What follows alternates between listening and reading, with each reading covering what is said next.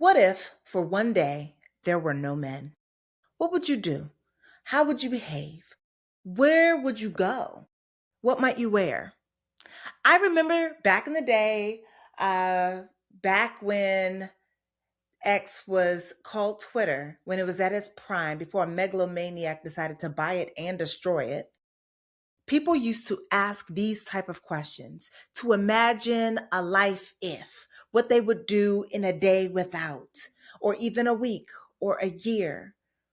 And I want to bring that back right here, but I also want to talk about something a little bit larger. But first, the intro.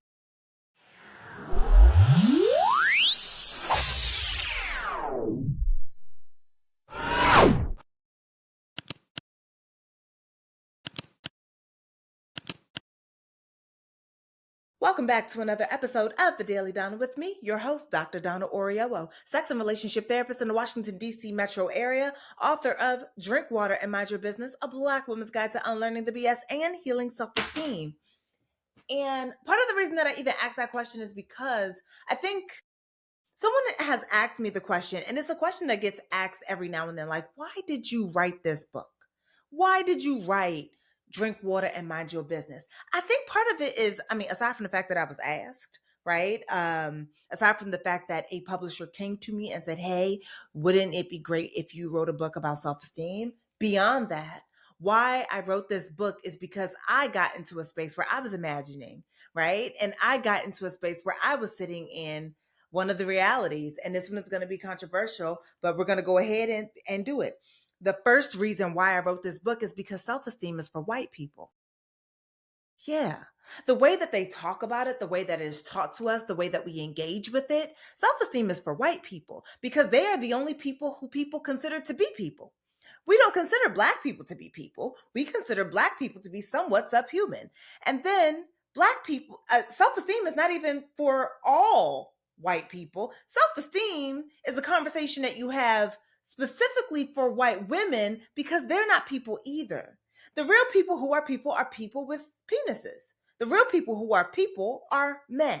So self-esteem really is for white men. But wait, not all white men can access it because we need to be careful. Because here's the thing. The reason it's not for white women is because, well, women are not really people. Women are more like appliances that men buy with their money and then have those appliances do additional work, right? Per the manosphere. So then self-esteem is not just for white people, and self-esteem is not just for men. What type of men would it even be for? It's already for the people who already have things. They are, and we encourage them to feel good about the fact that they have things, often on the backs of or at the expense of somebody else and the people that we exclude from various spaces. So self-esteem, as we know it, as we're taught it, as we engage with it, is actually for rich white men. That means if you're not a rich white man, you're not included either, friend, which means when I say that self-esteem is for white people, even I'm wrong because I didn't go far enough. I didn't say it strong enough. And part of the reason I wrote this book is because self-esteem is for anybody who wants to esteem themselves differently. It's for anybody who actually wants to be able to know who they are and like who they are. Because in the end of the day, self-esteem is not even for rich white men. There are no people who actually get to have self-esteem in the system that we have right now.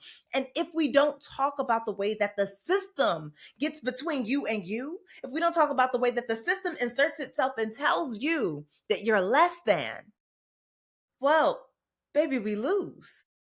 That's one of the reasons why I wrote this book, because it is important for us to understand that self-esteem goes beyond the people who are already in positions of power. And for most of us, we're taught ways of performing to contort ourselves into what white people and what men find to be the most palatable so that we can access self-esteem, that we will have achieved self-esteem if we can get those people to like us, as though they are the ones that get to determine, as though they are the ones that get to allow us entry, which means that if you don't do the work to deconstruct even the way that we learn about self-esteem, that way that we're taught about self-esteem, And the way, quite frankly, a bunch of these self-esteem, self-help books be outside talking about self-esteem, you will never actually achieve it. Because what white women write in their books about self-esteem, telling you to wash your face or to do anything else, they often forget that there are power structures that are in place that actually impede you from being able to have it. It's not a personal failure. We're talking about systemic failure that has been blamed on the individual person. So then your lack of self-esteem becomes your individual problem, like you raised yourself.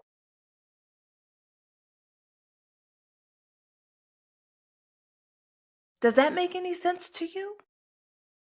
Because it didn't make any sense to me.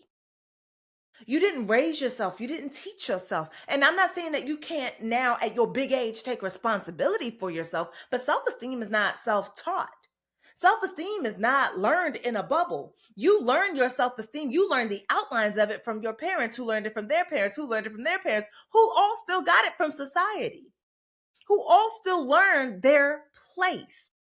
And so you learn your place, and you think that because you're confident in your performance that you have self-esteem. Baby, they're not even the same thing. That's one reason why I wrote this book, so that we can determine the difference between the confidence in our performance that pleases that our performance that pleases others, that makes them feel comfortable, that makes you come off as palatable, as makes you come off as one of the good ones of whatever it is that they're talking about. And to know that those things don't necessarily mean true self-esteem. I want us to have true self-esteem, unshakable self-esteem, self-esteem that's actually community built, because I think that's important. Self-esteem also impacts literally, and this is my second reason for why I wrote this book. Self-esteem impacts every single part of your life. There are no parts of your life that will not be impacted, that will not be touched, that not will be undergirded by your self-esteem. Take Pop the Balloon. Homegirl popped her own balloon because she believed that that man did not want her. And then on Threads today, I heard that these two are engaged to be married. She told herself no. That's damaged self-esteem. A lot of us tell ourselves no. I would say that a lot of us have damaged self-esteem. We tell ourselves no in advance. We know what our place is. We know what our place is so well that we don't even try. We won't even ask. We won't make the pitch. We won't ask for the raise. We won't tell that person we like them. We're so worried about what other people who are sitting on the sidelines also not doing will say and think about our efforts that we don't make any. That's damaged self-esteem, friend. We're so worried about what other people think that if they tell us that we don't look good in the color blue, we will change our hair to purple. That's fragile self-esteem, friend. You are a people pleaser to the nth degree. You need their praise. You need them to see you. You need them to like you, because otherwise you have nothing. That's fragile self-esteem. And then there's some of us, we like legit just don't have anything. You don't know who you are. You don't like who you are. You have nothing. Maybe that's vacant self-esteem. That's why I wrote this book. Because a lot of us are outside faking it till we make it, because we always know the right answer as to what self-esteem is supposed to look like or feel like. We have an idea in this nebulous far off future, or through this other person that maybe we've been paying a little bit more attention to. We have an idea of what we think it's supposed to look like. So we pretend. And then by the end of the day, you're exhausted. Why? Because it's a mask. It's not embodied. It's not yours. It's pretend. And when you play pretend, at some point you get exhausted, because you won't always know what your lines are. You won't always know how to wear it. You won't always know what to do, because it's pretend. And pretend gets you so far. But you can't pretend all the time, because the cracks will show when you don't, I don't know, speak up in that meeting, for example. When you say yes to doing that thing that you really wanted to say no to. When you stretch yourself beyond your capacity and treat yourself like a human doing and stop being a human being. I don't know. All of these things seem to come back to self-esteem to me. What about for you? People will tell you all the time, they will trivialize it all the time. But self esteem is the one thing that you carry no matter where you go. What you know about you and what you feel about you, they follow you. They follow you in the way that you behave, your comportment, your behavior. These things change based off how you think about yourself, based off how you see yourself, based off how you feel about yourself, based off what you know about yourself. Everything is 100% impacted. That's why I wrote this book. And as for like another reason, everybody can't like one of my primary reasons, like okay, the third reason why I wrote this book is everybody can't be in therapy. Number one, a lot of us don't want to go. Number two, a lot of us can't afford. Number three, a lot of the therapists don't necessarily receive training specifically in working on self-esteem, which is currently in development. I'm making the training for it. It's coming.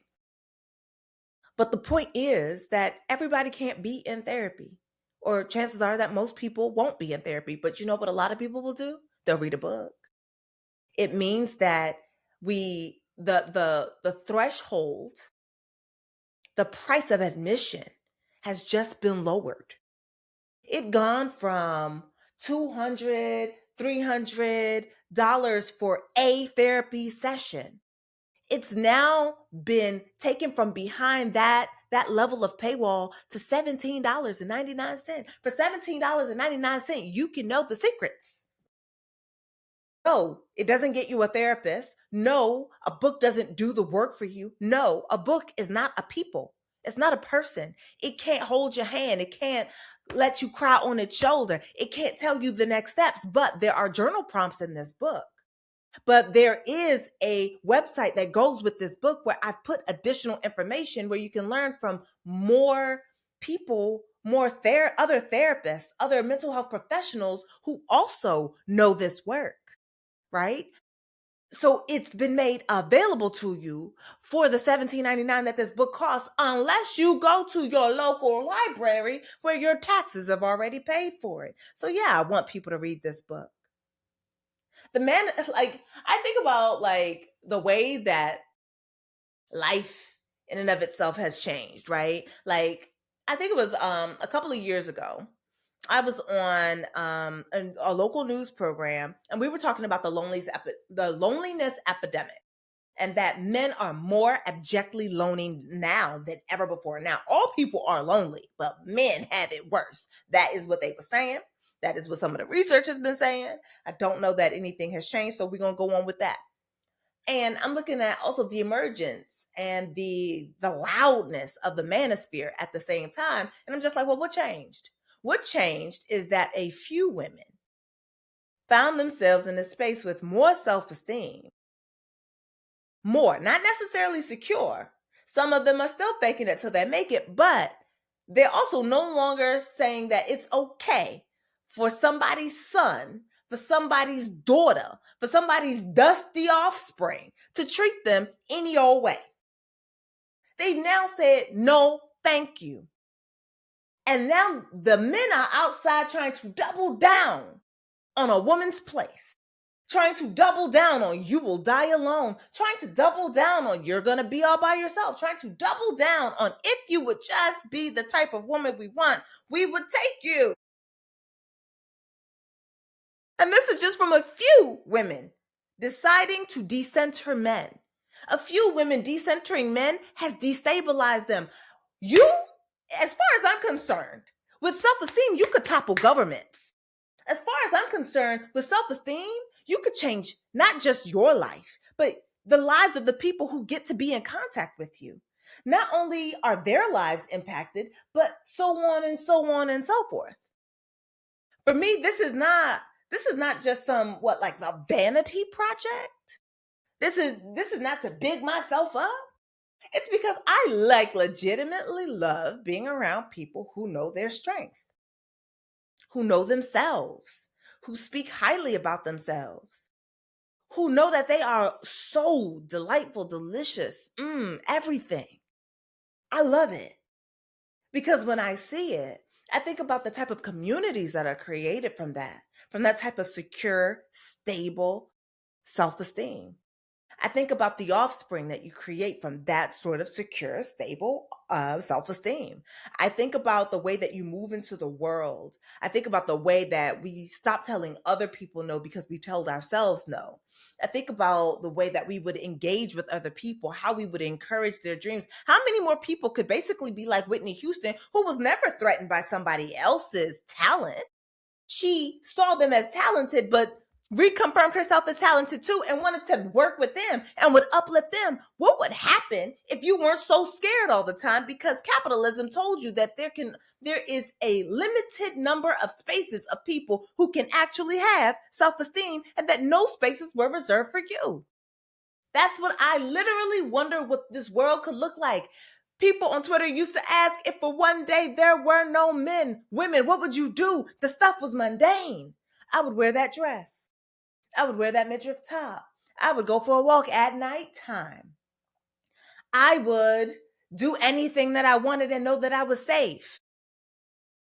These are the mundane things that people would do. What would you do if you had secure self-esteem? What life would you build? How would you move mountains? How might you topple governments? How might you big yourself up? What would your life look like? And the life of the people who get to come in contact with you? That is the question that I am asking. And so I made my offering. Drink water and mind your business is my offering. It's about how we remove all the things that the isms in life gave us, all those systems in life gave us to separate us from ourselves so that we could find true community, so that we could big ourselves up with help, so that we could learn who we are with help, so that we could learn and grow and be with community, with our people, not alone. Because most self-esteem books will tell you that the thing is almost a you only by yourself job. It's not, it's community work. Because that's how you change everything. So why did I write this book? I wrote this book for you. I wrote this book for me. I wrote this book because when the oppressor is feeding you, you will never be well. I want you to be well. So help me reach the goal, 5,000 by May 13th. If you don't have your copy, go to a library if you don't have money. I understand. Times is hard. Read the book. Do the work. In the book, there's a free workbook that comes with this book. Do your part. I did mine. Your part now is just to read it. Tell 5 friends about it. Tag 5 friends in this video. Let somebody know. Send this video to 5 people. Let somebody know that the book exists. And while I know I said this is for Black women, please do understand that a rising tide lifts all boats. That means you too, non-Black women, get on board. Grab your people, do the work. And if you have a few people who are ready to have the conversation, invite me. I'm ready to do more talking about this book. Y'all read it, and I will be there. Anyway, that's why I wrote this book. Y'all already know how I like it. Discourse, not disrespect. Why would you write a book? Tell me your reasoning in the space below. Anyway, I am Dr. Donna. This is the Daily Donna, where we have those conversations with a slightly therapeutic edge. I just want to remind you that people do things for so many reasons. And if I wanted to get rich quick, a book is not the way. All right. I will see you when? Tomorrow, because this is the Daily Donna. And I could have something a little special coming up for us that I'm wanting to try out. All right. I'll see you. Bye.